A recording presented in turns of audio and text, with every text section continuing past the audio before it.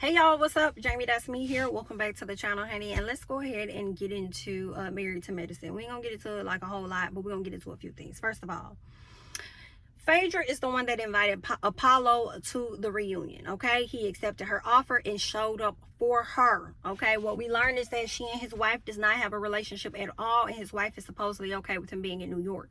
Y'all, majority of y'all know how I feel about that. I do not believe that she is okay with it. I feel like this right here was a clear indicator that he and his wife been not on terms at that moment. And then next thing you know, just a few weeks ago, we saw that he was out here cheating on his wife. I feel like that was a clear indicator that he showed up to be stand by Phaedra at a damn reunion. And then also, not only stand by her, but slick have her back while he up there on the stage. And granted, you know, it could be because they have a healthy relationship when it comes to co-parenting and things. It definitely could be a situation like that. But also, I just think that he wanted to go because he wanted to be around Phaedra, child. That's just what I think. But anywho, so he speaks about having a conversation with Todd and how Todd was over there apologizing to him regarding things that transpired over on Real Housewives of Atlanta. Now, if you ask me, I do feel like that conversation of what Apollo was talking about was chopped up.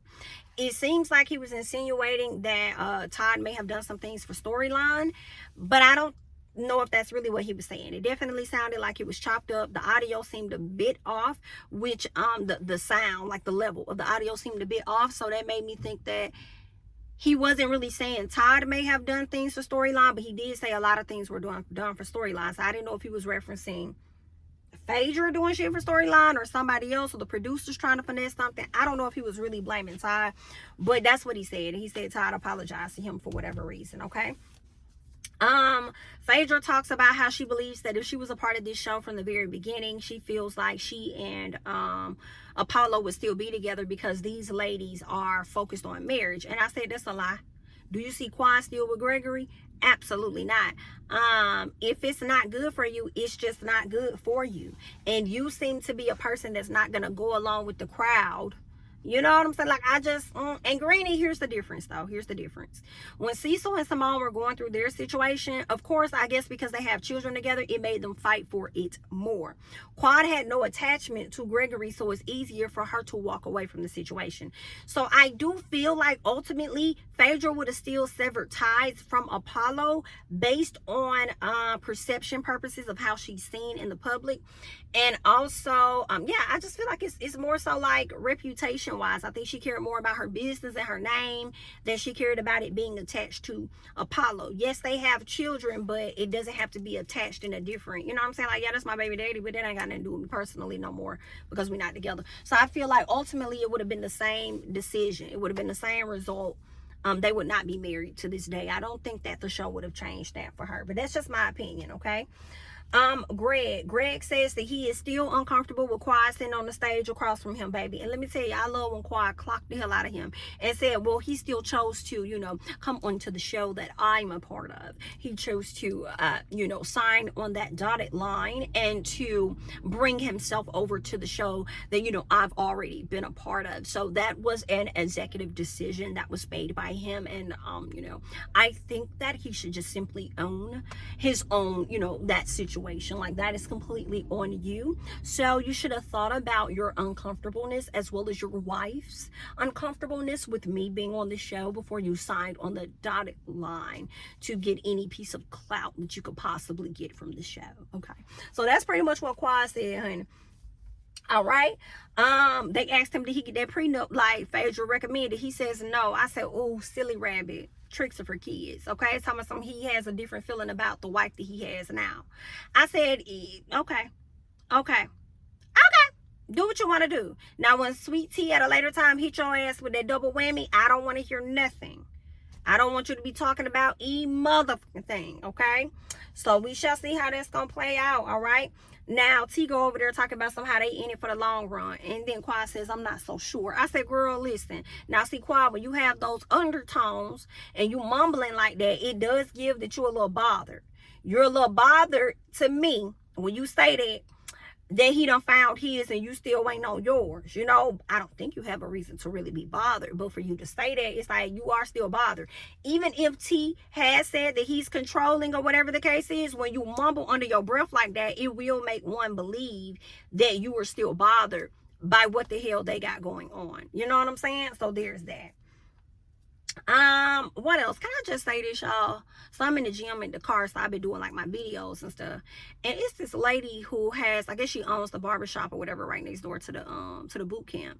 And why when I be out here in my car sometimes, whether I'm waiting to go into the gym or it's just like a few minutes, you know what I'm saying, before I pull off, I always see her outside more than I see her as in there cutting fucking hair.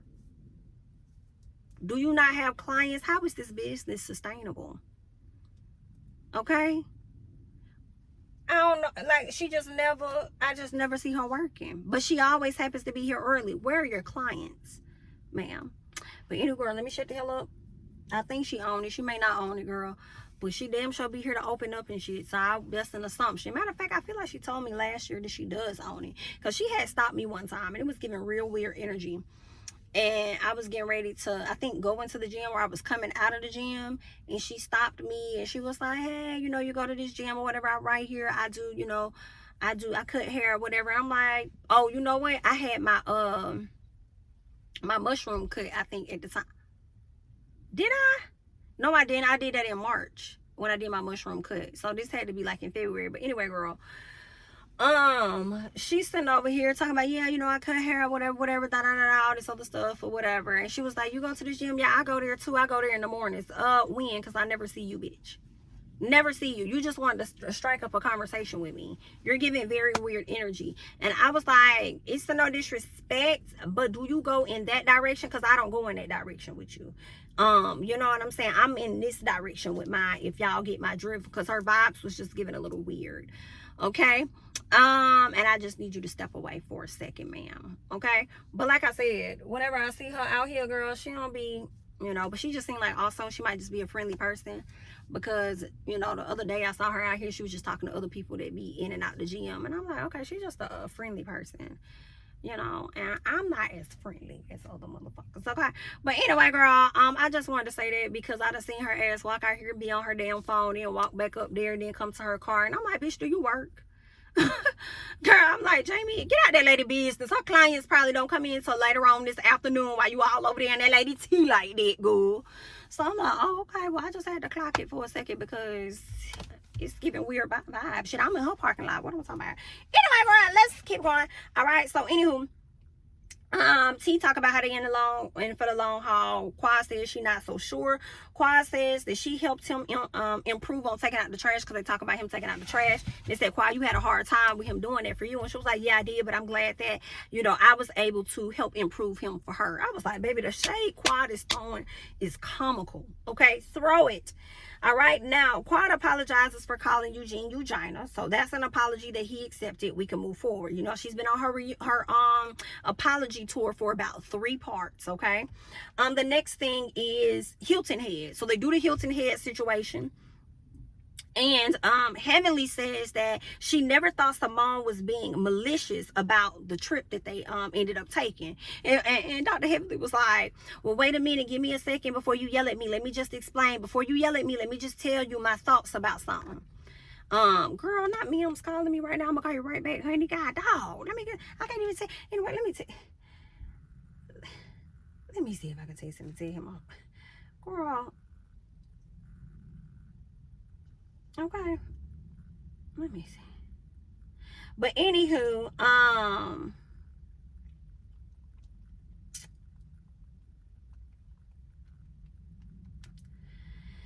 whew. All right, B, send it to us. All right, B. So anywho, where we at? Okay, Hilton Head. I thought it was so funny because Heavenly didn't want old girl yelling at her, and she still yelled at her. I just thought that was so funny, honey. What else happened? Heavenly says that she should have listened to Jackie, who says it was a problem for her. And I said, but how can Simone listen to Jackie if Jackie's not communicating what the fuck the problem is? You telling people to listen to Jackie, but then in the same sentence you turning around saying that she need to speak up. Which one is it? Okay, make it make sense now. So Simone says that she doesn't give what the hell Heavenly thinks. Okay, she doesn't need to hear it coming from her, and I agree with Simone all day long. Here go Dr. Alicia trying to have her 2 cents that we don't care, saying that the moment that all of this happened, when Heavenly told you that it was an issue for Simone, you should have still stopped, thought about it, reconsidered the trip. We could have went anywhere, this and that. And she's telling you that she could not make any changes on the trip. It was already booked and already set. It was nothing else she could do. The only thing that could have happened was Jackie and her husband making the decision to not show up. That is on them if they don't want to come. All right. Andy says that he wants to hear from Jackie. Jackie says, thank you. I said, Jackie, don't sit your ass up there acting like, oh, and now I get to talk because y'all talking over me. Like, that's how she said thank you. Like, finally, I get to talk. BIT, we've been waiting to hear from you all season. And then some. So don't be sitting over here trying to act like thank you, like somebody was keeping you from talking. Girl, cut it out. Jackie just be riding the clock and riding the check. Anywho, so Jackie says that she doesn't tell Heavenly what to say or what to do. I'm like, you don't have to tell Heavenly what to say or what to do because y'all have been friends long enough for you to know how she's going to operate. And that's just on P. And Simone has been telling your ass for years that Heavenly makes it a problem and tries to come in between y'all. The last time y'all fell out was because of Heavenly. Use your voice and clock Heavenly, but you never gonna do that because you like how Heavenly automatically speaks on your behalf and you don't ever have to. You like how she shows up in your world. And I just don't think that's cool. All right. What else happened? Simone says that they are friends well beyond this platform, okay? And that she needs to always communicate what's going on and stop leaving it up to other people. When did we get to this place where you can't communicate with me? I've been a BIT that's been here before a television show was ever thought of. So you should never, I should be the last person you feel like you can't express yourself to. Okay. Greg says that he regrets what he and Quad went through, but he's at a place where he's happy and he wants to move on. In this moment, he starts to big up Sweet Tea. And everything he was saying about Sweet Tea made it seem like Quad lacks these things. I have a wife who's spontaneous. I have a wife who likes to have fun. I have a wife who cooks. I have a wife. And it's like, so you're saying all of this as though Quad wasn't that. Like, boy, shut the hell up. Heavenly and T end up arguing, and Heavenly brings up Jackie having her back, which I thought was a funny moment, because she said, BIT, you want a moment with me, I'm going to give you a moment, and I bet you this time Jackie going to have my back. That's right. Stand up, Jackie. Say something. Girl, that shit had me hollering. I'm not even going to lie, because it came so left field. It came so left field, and I definitely was over there hollering. Greg explains what he meant by Phaedra and the $4,000. And making it seem like, because Phaedra was like, baby, tell me what this $4,000 was. He said, well, Phaedra, I'll tell you what that $4,000 was. Girl, I'm hollering. And so he says what it was, but basically what it was, because Apollo clocked it, was that Phaedra told him about how she can handle herself. And she needs a man to come in and approve, you know, like not approve, but a man that can do more than that. Because if I could do these things for myself, why do I need you? So I need a man that's going to come in and be able to, you know, these are my standards. All right. I need you to be able to show up even more than how I show up for myself. And he took it as something else and went out there and told a different story. Therefore, if you ask me, if you're telling a completely different story than what was said, then you're lying. So for Quad and for Sweet Tea to sit up there like, well, that's what he said. That's what he told me, as though what he said was bond. And Quad, you've been in a relationship with this man and know him enough to know that he'll lie. Hello, you should have thought better than that too. That man sat up there and lied, period. And some people was actually believing his bullshit. No, I do believe Phaedra. All because they don't feel Phaedra, and I understand y'all do your, I believe she did that man for $4,000. That's just no, girl, that man lied. Okay, and then he gonna try and flip it and say, you knew I wanted you. You knew I had wanted you. You knew I had took you down there to the restaurant. You knew I had did that, Phaedra. You knew I was on your head, Ty. You knew I wanted to be with you. I was trying hard too. I was trying to, you know what I'm saying? I was trying to do my thing out here in these streets. I was, you know, that's what I was trying. I was trying to get with you. Like, I really was feeling you, Phaedra. Girl, somebody said some shit on Twitter, and I hollered. Somebody said I could. What they said, I wouldn't dare be sent. No, they said my man could never have me on a stage while they over there talking to another woman, while they ex-woman sitting on their stage while I'm their wife or something like that. And girl, that shit had me hollering.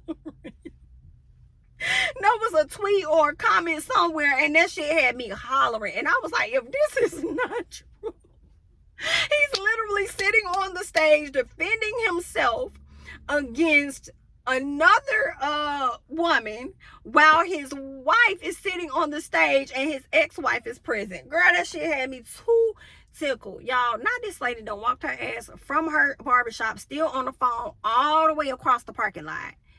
She got too much going on, girl. I got too much time in the parking lot. That's what it's giving, bitch. I need to go home. It's me. I'm the problem, not her. It's me, girl. Get out of these people parking lot.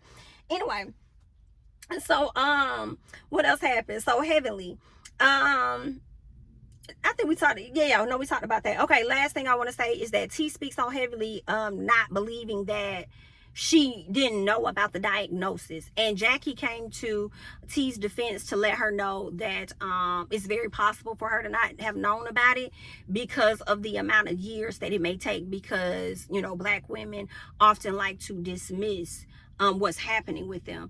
And I'm like, well, which one is it? Are we dismissing what's happening with us, or are we complaining too much about what's happening? Which one is it? Okay, because at the end of the day, what it all boils down to for me is that y'all doctors need to take people's concerns serious. Okay, there was a beautiful influencer, y'all, and I cannot remember her name, and I do want to pull it up because the shit just hurt my heart so much. So let me go over here to, because I think it might be on her page. A beautiful influencer, and I can't take it. I cannot take it. She's a beautiful girl. Her name is Jessica Petway, and she recently passed away. They said beauty and fashion influencer Jessica Petway has died. They said after an appointment with an oncologist in 2023, she discovered she had stage 3 cervical cancer after initially being misdiagnosed with fibroids in 2022. Let me tell you something. That shit is sad as fuck. And this girl, I believe, was a mama of 2, and she was a wife. And I just can imagine, like, to be misdiagnosed. Like, this girl's life could have been saved had y'all done right by her. And now what we're learning is that getting a review or getting a check from one doctor is not enough. And the sad part is that everybody doesn't have the insurance or the finances to go outside of their insurance to get, you know, another appointment, and, you know, to get another point of view or whatever. And sometimes if you want to be elevated to an oncologist outside of the OBGYN, sometimes you have to be referred. They may not even take you if it's not a referral. So then you probably got to fish around and find a doctor that's going to at least refer you and take your situation serious enough. And it just hurts my heart that this baby sat up here and she suffered. You know what I'm saying? And I just, like, these be the times that make me hate, for real, like, in our system and how it's set up.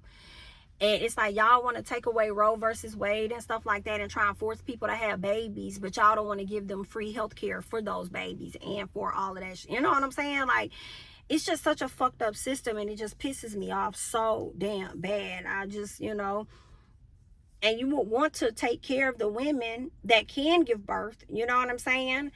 And give them special insurance as well, because they have to endure so much when it comes to their bodies, you know, just trying to get pregnant for some women, and then the after effects after getting pregnant, like, it's just a lot. And I feel like she shouldn't have went through that. And I pray to God that her husband has the support system and the strength that he needs to push through and sue the dog fuck out of the people that put fibroids on this woman, diagnosing her with fibroids, knowing that it was not that. I want to call your license into question. That's what I want, okay? And I'm only speaking about this. Jackie triggered my thought on this young lady, and I want to call your license into question and how you were not able to differentiate from the two. Okay, fibroids versus cervical cancer. And it might be a study out there that shows that it's very difficult to identify cervical cancer earlier on. You know what I'm saying? So the treatments that she was receiving for fibroids could have only made her cancer even more aggressive. Like, it could have been anything. And I just can't take it, y'all. To just be so down and out and not know what's happening to your body. To desire a life for her that could have been marriage and to have babies, and then to not be here to raise them babies. Like, it's just a lot. Like, I just, oh, I just can't take it. Like, I really hate that for her family. Like, it's really giving still justice for this woman. Justice for Jessica is what it's giving for me. Because y'all misdiagnosed this baby. And ain't no telling how many women right now are being misdiagnosed. Now everybody, but majority of the women that got fibroids is probably over here like, what? She just passed. I need to go and get checked out and make sure that it's actually what they say that it is. Because if it's not, I need to catch whatever the situation is much sooner than later. What the hell is going on? You know, and I'm just so sad for her and her family, y'all. Like, it's just a lot going on. I just can't take it, baby. I just can't take it. She should have never, that should have never happened. That should have never happened to her. And we have to, like, be able to take our health serious. And everybody says that take your health serious, take your health serious. Sometimes it's hard, I feel, because people got so much shit going on with life. You know what I'm saying? You got to see about this. You got to see about that. You got to make sure these bills get paid. You got to make sure that get paid. I got to go to these appointments for the kids. I got to do, like, sometimes it is hard. You might want to take the extra mile, extra step when it comes to your health. But then also sometimes there are other priorities that you cannot get to that right in that moment. You know what I'm saying? So, yeah, I think it's a lot. It's a lot going on in people's minds mentally. And everybody don't have the time or the finances to really get themselves checked out the way that they are. And then, you know, they probably only get so much time off from their jobs. You know what I'm saying? Like, and they probably want to save that time off so that they can make sure that they're there for certain functions that their kids may have. And they probably can't get this doctor's appointment. Like, it's a lot of SHI that's happening right now. And I just hate that her life was cut so short. She was a beautiful young lady, and I just hate that it was cut so short, and she can't even see her children grow up. And it's just, that should have never happened. I don't care. This shit should have never happened to her ever. It shouldn't happen to nobody. Nobody. Not a single fucking person. And I just really want to call into question some of y'all fucking licenses. Did she complain too much? Or did she overlook it? Because what is given to me, y'all doctors complain too fucking much about y'all patients complaining. And y'all overlook shit. Don't sit up here on any platform in my personal and speak on how these people may or may not complain about their situations. Y'all signed up for these fucking jobs. I do not care. Y'all went to school for years, probably a decade, just to be the doctor that you are. Y'all continue to go to these classes, these conventions, or whatever to maintain your certification, be up on the latest surgery, whatever the fuck it is. I don't give a damn. This is a position y'all chose, and it ain't no different to me than a motherfucker that chose to work at a Kroger or Target or Walmart and be a cashier and want to sit their ass up there complaining because they got too many customers coming through their line. I don't give a fuck. I do not care anything about it. This was a job you signed up for. So deal with it accordingly. Y'all are dealing with real lives and real ass people. Don't ever tell me nothing about nobody complaining too much or not doing enough. If you feel like your clients aren't doing enough and they dismissing it, then that's when you need to show up and make sure that they're taking things that much more serious. Everybody can use a little push, bitch. But girl, they done got me a little hot and bothered about it. I don't really care what nobody has to say about it. Okay, but that's all that I got at this time. You guys leave your thoughts and comments down below. I am Jamie, that's me. Don't forget to like, comment, subscribe, share my videos, or follow me on Instagram and Twitter, girl. And I'm gonna catch y'all in the next one, honey. Bye.